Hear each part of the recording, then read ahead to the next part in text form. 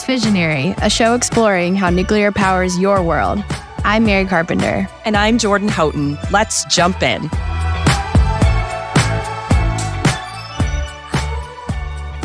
Hi, Mary. Hey, Jordan. And hey, Visionaries. Thanks for joining us today. Excited to share that Visionary is officially a little bit late, but joining the Barbenheimer trend in this episode. That was such a moment last year. It was a moment. It was. I am really excited that we have our Oscar-worthy episode today talking to Charles Oppenheimer, who is the grandson of J. Robert Oppenheimer. And we definitely talk about the movie, which, you saw the movie, right? Mm-hmm. Yeah. Great movie, won 7 Oscars. It's just so wild to see a movie about this topic have become like so popular. Obviously, Barbie is like a huge cultural thing that I feel like everybody understands and touches. The Manhattan Project is a little bit more niche. Yeah, but I think they did a great job of, marketing and getting the right people in the film and really making it interesting to the general public outside of just people who are interested in, nuclear in general. This is more about nuclear weapons, but still brought some buzz to the nuclear energy industry as well, which is exciting. And Charles, we speak to him a bit about how important it is to make that distinction between nuclear weapons and nuclear energy. And, how he shows us how he became a big advocate for nuclear energy as we're talking to him in this episode. Yeah, I feel like that was an interesting decision because he had a quieter life prior to the movie. And I actually admire him a lot for deciding to stand up and use his voice to support nuclear. And I like the idea that he talks about in order to solve the climate crisis, we really need a Manhattan Project level effort to make it happen. And nuclear is a huge piece of that puzzle. Yeah, it's fun to hear him talk about how his involvement in the movie and the celebrities he got to meet. And it's really, really interesting that the producers and the director of the movie went to the family, and asked for help to make sure that they were doing things right. So it's interesting to hear Charles talk about it. Yeah, let's get into our conversation with Charles.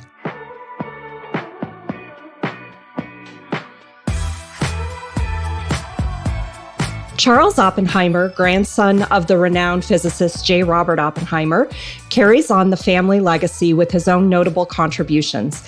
He is the founder of the Oppenheimer Project, which is an organization honoring the legacy of J. Robert Oppenheimer and advancing a safer future in the face of technological change, and founder of Oppenheimer Energy Ventures, entities dedicated to tackling existential risks with a primary focus on fission technology. Charles, we are really excited to have you join us today. The Oppenheimer name has always been well known because of your grandfather's scientific contributions. But first question, did you ever think it would be Hollywood big? And what has that been like for you? Yeah, to some extent, it's, continuation of things that I'm used to, people talking about the family, but specifically a Hollywood type movie had been mentioned in the last 10 years. And I thought, I don't know if that's a good idea. It doesn't seem generally interesting. So it was kind of a surprise to me that it became such a big movie. And then the movie really did much better than I think even Christopher Nolan, or certainly my first impression of it was. So it has made an impact in terms of like general recognition. You going into a restaurant, giving your name, somebody will make a joke about the name. There's just much more general recognition of the name. It used to be kind of like specialists who knew about it. So were you involved in the movie at all? Did you help provide any background? Kind of what was your involvement with that? Not technically involved. The movie was written off the script or based on the book American Prometheus, which is this giant book. So by the time I talked to Christopher Nolan, he had really written a full a script around it. Matter of fact, it was way over 3 hours, and he explained how he was trying to cut it down to 3 hours to have any hope of getting it made. So, we had a good long discussion about our respective views on Robert Oppenheimer. I really was impressed with his scholarship and how much he had looked into it, but there wasn't any kind of direct control from the family, which I think people sometimes find surprising. It's somebody so close to you, your relative and your family member, and other people have the right to completely talk about them and you don't have any input. But that's the situation when people get to a certain level of historical and public figure that Robert Oppenheimer is. So what did you think about your grandfather's portrayal in the film? The movie was really well done. His portrayal, since we asked that very specific thing, was done in a very kind of neutral way. That was the intention of Nolan, where he was trying not to, like, if you watched it, you couldn't quite tell who the person was. And I think that was effective. They were able to tell this story with kind of artistic tools and the scope of history that really drew people in. The hard part of it was, he's also a real person, and he happened to be like a really special person and like famous, all this really, individual character that I didn't know personally, but I know so many people's impression, how warm he was, how much they loved him. And of course, all that gets lost in a fictional portrayal. You can only do so much with art and recreating somebody. So, in general, I think they did well. The focus on the security hearing is stuff not that many people knew about Robert Oppenheimer, and then these days even less knew about that period, even though it was very much front page news and a huge deal when it happened. By this many years later, not that many people knew about it. So Nolan making that the narrative arc of a man who accomplishes a great thing, kind of gets attacked by his country, was effective apparently, because a lot of people watched it. So it sounds like you thought the movie was historically accurate, but it didn't really capture your grandfather's personality. Is that accurate? It is based on American Prometheus, which has mostly, historical accurate things, a few embellishments that was intentional. And when I talked to Nolan, he said, we're going to have to make some changes to the historical thing to, make it a good story. And I actually could accept that pretty well. I think, you can only capture somebody's like unique personality so much. They did a good job. I think I found a lot about the power of Hollywood. I didn't really understand that fully when before this experience, where people think it's so important that Cillian Murphy, an actor, played him. And I'm like, well, my grandfather's just as important to me. Yeah. He was the real guy who did the real stuff. So, but in modern terms, if you're a Hollywood star, that's like much more powerful. So that's just a fact that Hollywood has a lot of influence and impact. And I think try to use that where possible. So you just mentioned Cillian Murphy. As you were going through the process of this film getting made, did you get to meet anybody that was really like a pinch me moment? I did meet Cillian Murphy. I walked onto the movie set and bumped into him. I was filming in New Mexico. And he looked at me and he's like, this is weird. So I think he had a pinch me moment. That's what I always say, because it's just like we're sitting around and talking about these Oppenheimers, and then me and my uncles show up on the set. So we were the celebrity visitors for the day. But that is the thing about being related to a famous family. You take some of the fame and like all this, like, oh my God, a famous person, with a grain of salt, because that we're all just people, actually. Like, it's a representation of something that seems like amazing and different of a famous person. But I've been around it enough to not be overwhelmed by that. Although I will say around the Oscars time, that was a new level of like Hollywood hierarchy stuff. So I was not invited to the Oscars, which makes sense to me because I didn't make the movie. It's really a award. But I was in Hollywood at the time, got invited to another party, and there's like a little area of like the famous actors, including the ones that came from the movie, who are over in this area, and they're in the walled off, like exclusive area. And then there's us family members who are just some people, not really related to the family standing around. So there is a Hollywood thing around, fame and publicity that sometimes is impactful when you encounter it. So I'm curious, obviously there was a lot of news around this. It was all over social media. I mean, it got a lot of press. So even if people didn't see the movie, they were still very aware of, the story and what was going on. And, I know this is obviously, the movie's more about nuclear weapons, but how do you think the movie put a spotlight on nuclear energy? Did you feel like there was any connection there? Well, I've really reached and put all my effort into making a connection. I think it really certainly did not come out of the movie. Even my grandfather's thoughts around nuclear energy is that he viewed that the kind of cooperation that we needed after the war to cooperate around fissionable material, that if we did that right, we could have the benefits of nuclear energy. That's what he said directly. And if we didn't do it right, if we had the problem of an arms race, it was going to really threaten the promise of nuclear energy as a good source. And I think couldn't have been more accurate about that. What we ended up having is a terrible, dangerous arms race, and that association with weapons is probably one of the primary things underneath the covers that has held back nuclear energy abundance from where it should be. So it's really an unresolved issue, and my effort is to talk about the two things and how they're related and get as much information out and advocating nuclear energy not being the same thing as nuclear weapons. But it doesn't happen automatically from watching the movie. That's where I really have to take an active role to get out there and make the association. I think it's interesting because it was about a year ago, almost May of last year, buzz was starting to build about the film coming out. And I think people exactly to the point you just made, people in the nuclear industry are always nervous when something like this comes out, because it's like, is it going to impact the industry in a negative way? Is it going to change people's perceptions? But just about this time last year, you published this op-ed in Time magazine.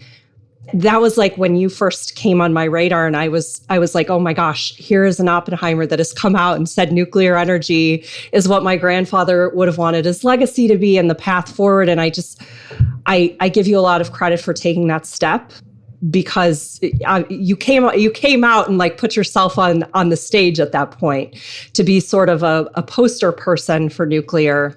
And it also went viral. That was fun. Yes. Viral article. It was a good experience. Yeah. So that was mainly due to the fact that Elon replied to it. I got a real taste of like the power of Twitter media. It was a Time magazine article, which is great when you get published, and Time has a huge reach, but you might have like 25, 100 likes on most Time tweets.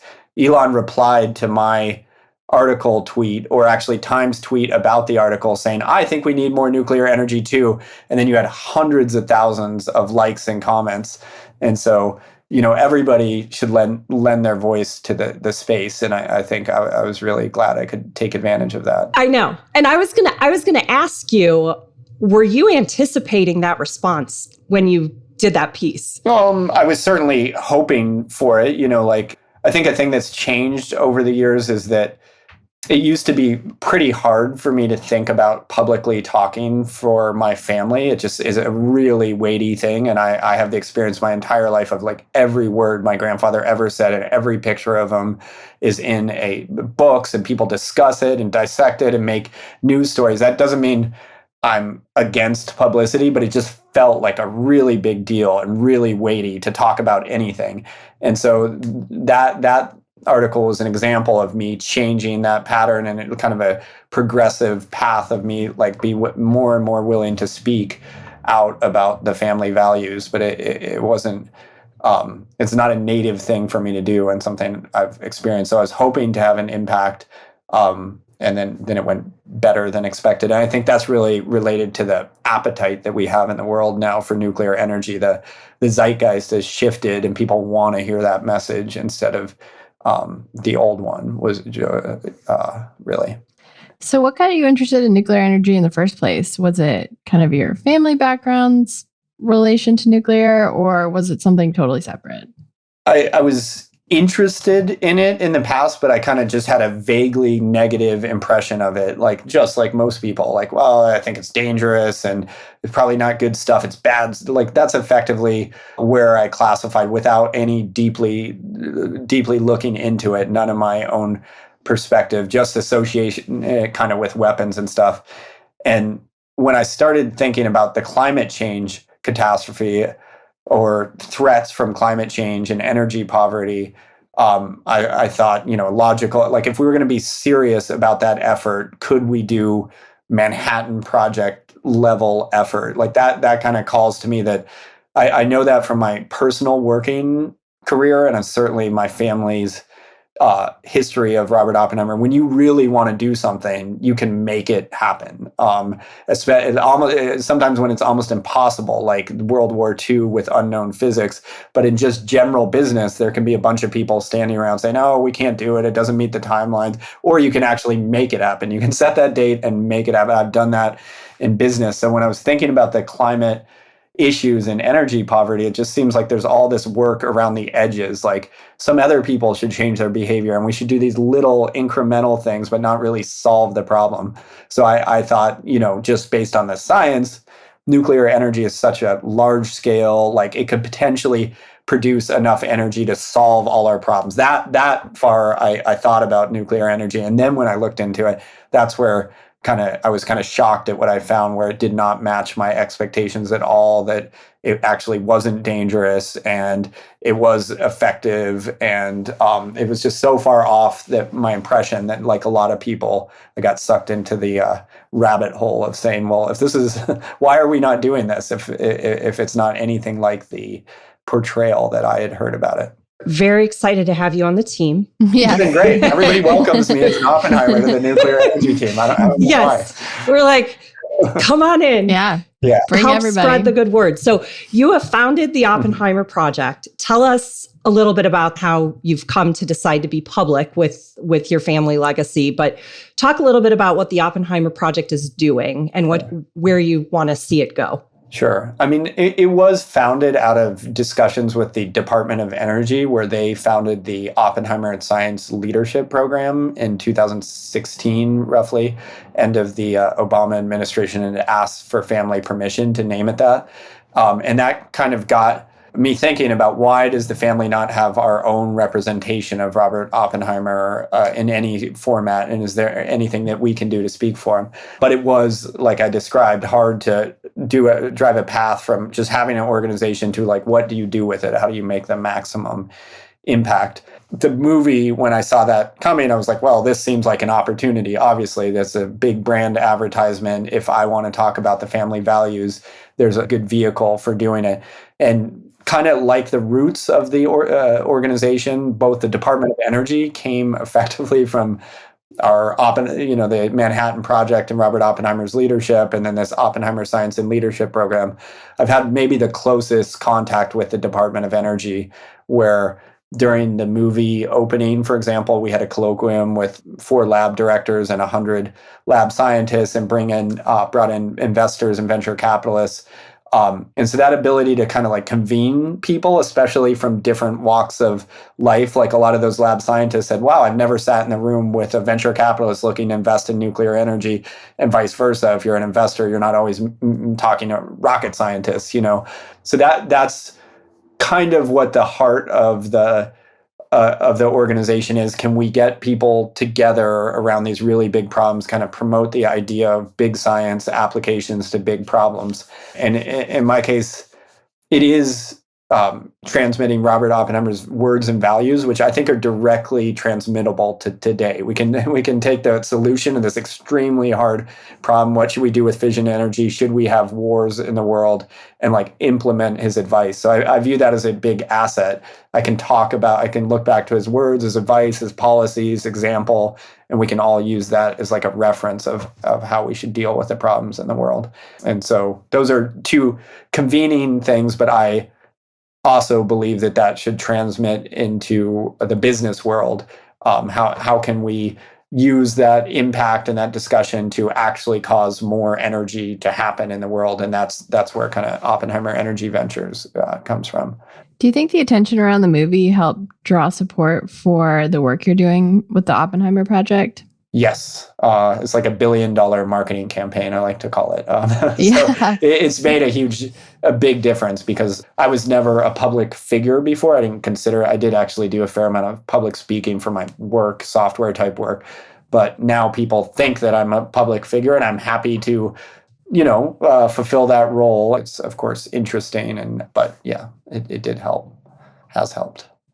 I think that you bring up a good point. We didn't go too deep into this, but you are not a scientist. You have a business background, a finance background, and I think that makes your intersection with nuclear really interesting because one of the things that nuclear needs right now is capital investments to deploy more projects.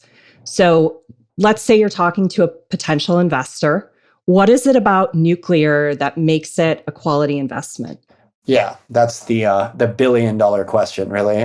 So what I found in exploring the field is where the majority of the capital and the investments are in the early stage tech development area. So if you're a scientist or say a startup and you're working on a new reactor, there's a whole market, including the national lab systems, which are kind of generally there for early science and supporting you grants. And then the venture capital market is able to make a bet on early stage tech. And with a venture capital bet, you want an exponential return. You're hoping for the next Google. You invest in that company, they make 1 million of these units and you make your money back. But it's not like a bond, like, steady, very clear return. And when I looked at the field, I found that there's enough of those projects in flight that's not really where we need capital right now at this stage of the game. With me getting involved in 2023, it was basically when I looked into it. What we really do need is kind of project finance and infrastructure level investing, which in the world of capital markets is a much, much larger sector of capital than venture capital. Venture capital is actually a small little sliver that takes risky bets, and the big money in the world from institutional investors, sovereign wealth funds, are looking for big projects with a steady rate of return. And so nuclear is good in that sense. Like, there's larger projects that can match large investors' appetite. The problem is the risk around them. If you're getting only 5% or 10% return a year, which is pretty good for some people, you don't want that to be zero. So that kind of risk return on a nuclear energy project is the big question. And how can we de-risk those parts so those larger pools of capital can come in and expect to get their money back? And I think there's a big opportunity in that area. When you said speaking to potential investors, a lot of that capital, that risk capital, the first 20% of a project, is not at the table. And therefore, moving into it now, obviously before everybody in the world does, has some advantages. So you've spoken a bit about your emphasis on collaboration and unity around fission and the work you're doing at the Oppenheimer Project. How can we encourage collaboration between various stakeholders like governments, industries, financial institutions that you were just talking about? Yes. Well, there's a number of ways. Also, politics. I find nuclear be quite a bipartisan thing. It satisfies some, climate and carbon goals and energy goals on the traditional left side, and of course, energy production and financial aspects on the right. So it really does seem to be a unifier. Related to your question, there is so much need for a catalytic project, because what I've seen in the industry, and you guys probably see this a lot, is there's a lot of talk about nuclear. There's a ton of excitement. There's much less projects actually happening. Those megawatts getting built and going on the grid, and we have to get to that stage for it to matter. And the coming together around a project like that really requires a group of people. For example, if we're going to do a new nuclear build, utilities have a really important place at the table. Like, they have the only place at the table, traditionally the only people who build nuclear. So you could easily build a project that has a utility as a main customer. There's new classes of buyers like tech companies and industrials who will pay higher per megawatt hour to sweeten a deal. There's new classes of startups and developers who, as their whole business model, develop projects.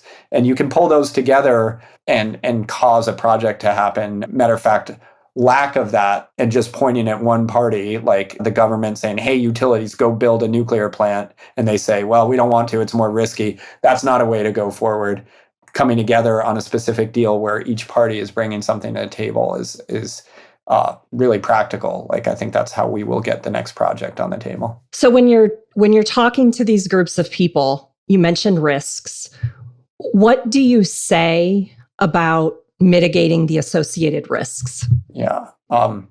Well, since we're all kind of the nuclear crowd, I'll talk about the risks I'm talking about, which is certainly not radiation and nuclear waste, things that have never, nobody's been injured by nuclear waste in the U.S. ever. So it's not really that; it's financial risk, and the reduction. The thing that works every time is kind of building the same technology over and over. That's for every large industrial project is the way you reduce risk. You start with one design and plan, and it doesn't go exactly to plan, but you fix some of that and you can bring the cost down.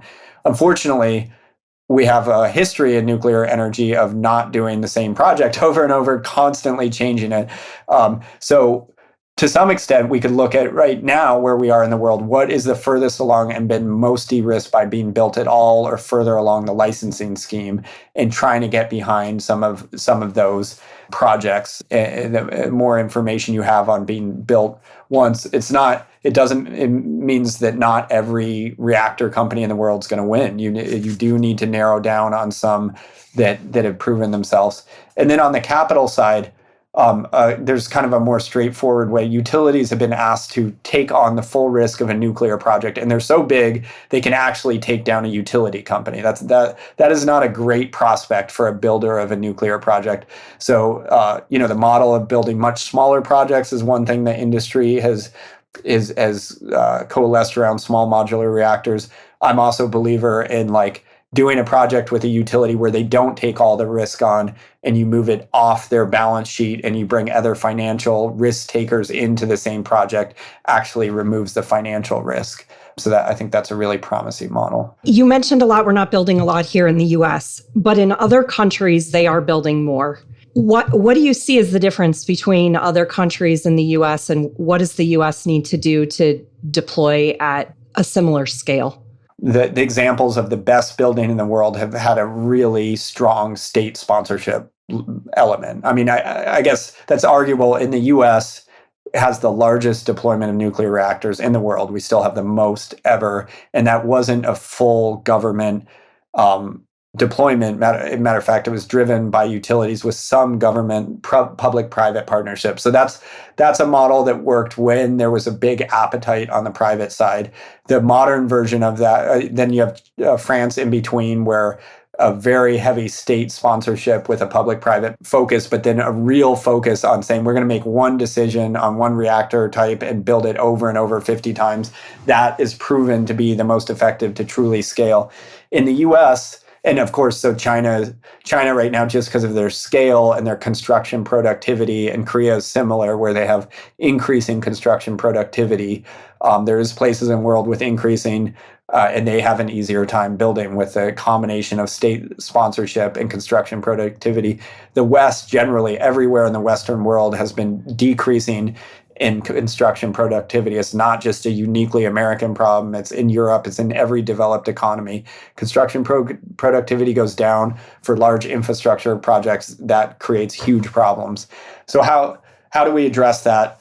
There's a million great ideas. I have a particular bias towards what are the exact tools that are available as of today, right now, without reinventing the world or changing anything in the world? What can we use exactly that's at our hands? And I think that taking an action with things like the IRA tax credits, existing licensed reactors, and the amount of support to get any project on the books would have a huge catalytic effect. And if we can get one project going, I think that's where we start saying, do we want to build 5 more of these or 10 more and change industrial policy? But sometimes I see the industry kind of stop in this theoretical way. What can we do to build 20 reactors? And my startup brain says, well, you need to build one before you get to 20. Can we get a project going with our existing tools? So I'm kind of a fan of that we could take action now in the existing environment without a bit of legislation change or even, frankly, a new technology developed. We could do something now. So beyond that, what do you think the industry should be doing right now to bring in new investors, new supporters, get that support from Congress you were saying? What should be happening? Well, I mean, the kind of effort to produce a backstop legislation that would protect cost overruns for a nuclear build would have the most catalytic effect if that goes into place. That does take bare minimum a year of legislation, appropriations, God knows what needs to happen. But we should look at system changes like that. And, it's being worked on, and that should happen. As a capitalist, I'm looking at trying to drive a deal right now, as soon as possible by bringing private capital into a deal with a utility and some other partners. That's not the way utilities are usually used to doing business. And so by offering that and doing business development with utility customers and say, if we brought in private risk capital for the first 20% of a project, would that change the dynamics? And I'm hearing yes from utilities. So that's a promising way to get a deal going potentially now as we build towards, the next 50 of them. This is so interesting to me because I'm usually thinking about this from the perspective of we need to save the planet. We have to fight climate change. And it's great to have somebody like you who's like, people are actually in this to make money. And so let's figure out how they can do that. Well, in my defense, I did come from it from the same angle. I'm like, if we're going to deal with climate change, how do we deal with it as a large system? And then working backwards, how do we get there? It looks like the financial blockers in the expansion of nuclear energy is the thing that stops the project. So then, therefore, I ended up focusing on the finance side, not the technology side. That's brilliant. I mean, it very, very much needed because you're right. We have a number of conversations about, and they always come back to, we need the customer, we need the financing. That's where we have to go to make it a reality, something that's been built. Vogtle 4 just hit commercial operation, and the cost savings between Vogtle 3 and Vogtle 4 were significant. Vogtle 3 was the first new reactor built here in the US in a very long time. But the savings between 3 and 4, because 4 was building on that, were significant. So you're exactly right that if you find something that works. And that is not a one-time experience. It's consistent every time with large infrastructure projects and with nuclear in particular that you do make those learnings. But you can't take advantage of them if you just stop. You build one and then you stop building them. It doesn't make sense. And I think the SMR industry, or let's just say advanced reactors in general, will get to the point where we built them, we made mistakes and refined them. But I don't think we should have the assumption that just because they're new kind of technology, they're not going to have any problems. That obviously doesn't make sense. So we have to get through those projects that prove them out as well before you can get the efficiencies around it. On the scope of the projects we should do as a nation, United States, we absolutely should do that. That should be the number one time-sensitive thing. And then the ones that are in flight, like the SMRs, are getting licensed and they're getting sites and they're getting their permits. If you're a capital investor looking into a project, you actually can't invest in those projects yet. As an investor, it is not investable. There's no loan program that's approved. There's no license. You can't do it. You can only invest it as a venture capitalist. So if we were going to look at how would a infrastructure invest in, it should be Vogtle 5. And I think we're just falling behind in this country if we're not willing to take a risk on one single project. This is no Manhattan Project, right? We know how to do it. We know every mistake that went wrong with Vogtle, and we know the financial aspects of it much more than a new reactor. So we should do it. That's one of the things that the nuclear industry should do with the highest priority, I think.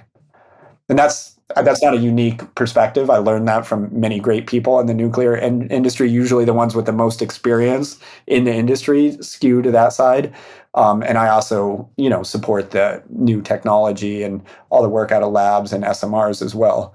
It's hard to be first, right? I mean, Vogtle, they did it, but it's not easy to be the first people to do it. Right. And I think our argument has to be now, well, you're second. Like that, to me, that's what it looks like after. And if you don't build another one, then you don't get all those benefits. There are AP1000s being built in, they're scheduled for Europe. There's several deals going on. There's a lot in China, derivatives of the AP1000 that are being built.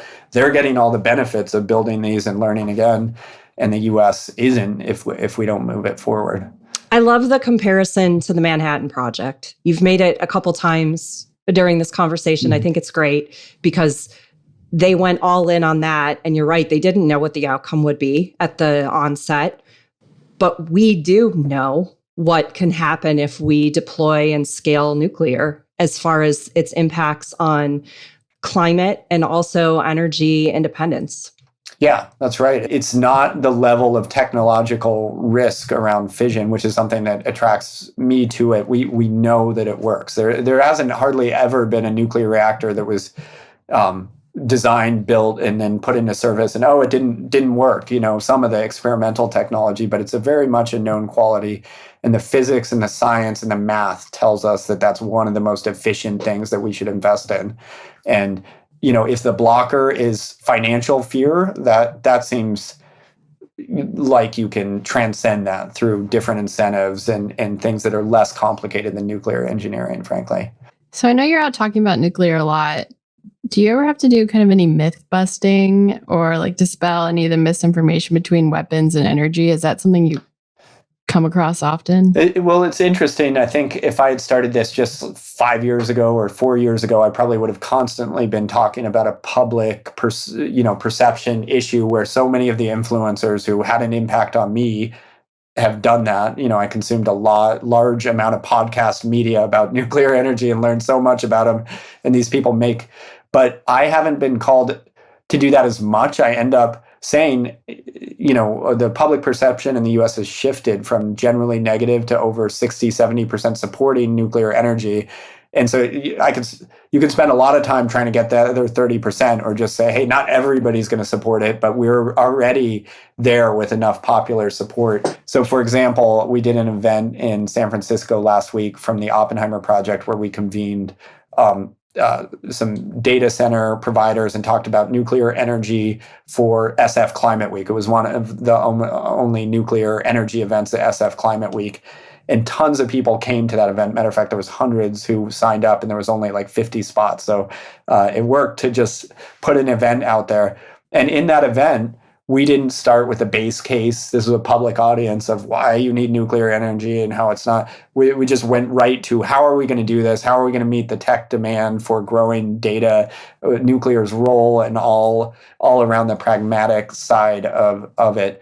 That doesn't mean I never talk about the intersection, certainly around weapons and peace, which as part of the Oppenheimer Project is just a separate idea. Like I think we should reduce our weapons budget and put it over a nuclear energy side. There you go. There's a simple math that would take care of all our nuclear energy problems, right? But it's changing the system and changing the world. I'm also believe in incremental action. Let's take action with the world as it is, with a commercial deal, building a reactor with a utility as the world is now before we change it all.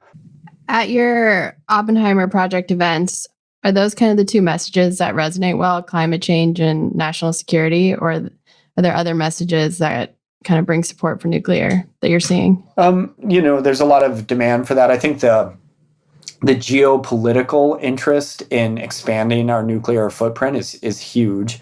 I did an event in Brussels with the output of the COP28 signing of tripling nuclear energy, and there was 40 heads of state there getting up on stage saying we need to triple nuclear energy.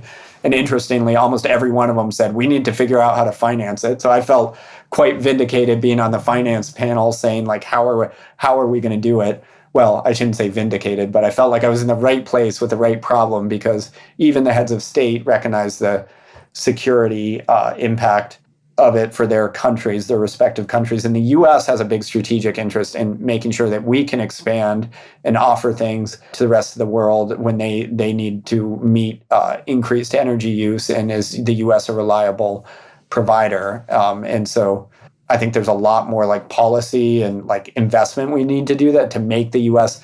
The U.S. has hands down the best technology in the world. We have the best lab system, the best testing, the best new reactors, but we struggle to like get those into operation. And so that's the question: can we cross that gap and get our technology to the rest of the world and make it attractive to all these places that need energy globally? Hear, hear. Okay, so we've been wrapping our conversations this season by asking about your favorite restaurants in your area. You're in Northern California. Do you have favorites if we come visit? Yes, although I'm gonna say that my favorite food is New Mexican food because I'm from New Mexico. Red chili and green chili, and tragically, my favorite restaurant that had true, authentic New Mexican restaurant in San Francisco went out of business. Oh no! So I'm searching for another one. But I'm also a big fan of California burritos. So like, it's called a Mission burrito. Get one of those. It's not fancy food, but it's delicious. So. My saddest thing about not living in Las Vegas anymore is the lack of the Southwest and even California cuisine influence. There were green chilies available everywhere in Vegas on a lot of menus, not quite like New Mexican authentic, but close enough for the area. And DC area, it's if anybody's listening and knows of some place in the DC area or help. Northern California, send help for us. Yes. Although the Asian food in San Francisco is amazing, so I generally recommend that. Oh, Chinese, Burmese is a big food around here, so yeah. Well, Charles, thanks so much for joining us. It's been such a fun conversation. Yeah, good times. I'm a fan of the NEI and anything we can do to push it forward. Thank you. Thank you so much to Charles for joining us today. Incredible conversation. So much to look forward to in the future of nuclear and financing around nuclear. But most importantly, I really want a California burrito right now. I know. We have to go get burritos. That's the only solution. If you haven't already, we totally recommend having an Oppenheimer movie night. Well worth the watching, the viewing, great film. And if you've seen it already, have another movie night and watch it again. Yes. And don't forget to rate and subscribe to the podcast on Apple or wherever you get your podcasts. Thanks for listening, and we'll see you next time.